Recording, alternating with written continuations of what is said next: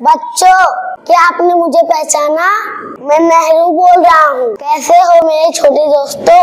खैरियत से तो होंगे? क्या आप मुझे देख के हैरान हो गए? अब बाल दिन आ रहा है ना, लेकिन मैं आपसे पहले ही मिलने आ गया क्योंकि मुझे आपकी फिक्र है। ये कोरोना कितना तुमको परेशान कर रहा है। मेरे नन्हे दोस्तों, तुम्हारे चेहरे की परेशानी, दुख, नाउम्मीदी, लेकिन सच बताओ बच्चों, आप बिल्कुल भी नाराज मत हो, आराम से खुश रहो।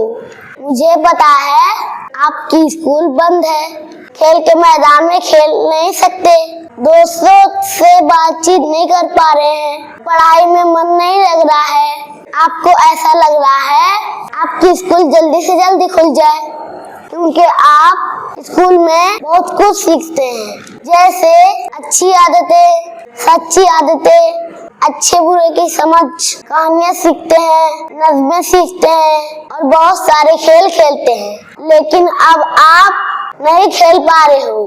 लेकिन बच्चों, जिस तरह रात के वक्त खूब अंधेरा होता है जिससे हमें डर लगता है, लेकिन जैसे ही सूरज निकलता है अपने साथ साथ खुशी की सुबह लेकर आता है, इसी तरह ये कोरोना का अंधेरा भी दूर हो जाएगा। हर तरफ खुशी ही खुशी होगी।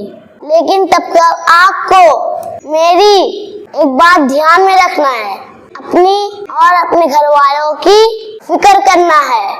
दिन में बार बार साबुन से हाथ धोना है, जरूरत हो तो ही घर से बाहर जाना है, मास्क लगाना है, भीड़ भाड़ वाले इलाके में नहीं जाना है और एक दूसरे से कम 2 मीटर का फासला रखना है और साथ ही साथ सरकार के बताए हुए तरीके को अपना कर अपने आप को कोरोना से महफूज रखना है।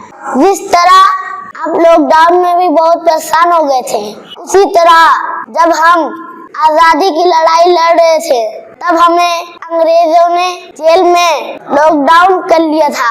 हम घबराए नहीं, परेशान नहीं हुए और लॉकडाउन का सही इस्तेमाल करके जेल में रहकर एक किताब लिखी और उसके बाद बापू के साथ मिलकर अंग्रेजों को देश से भगाया।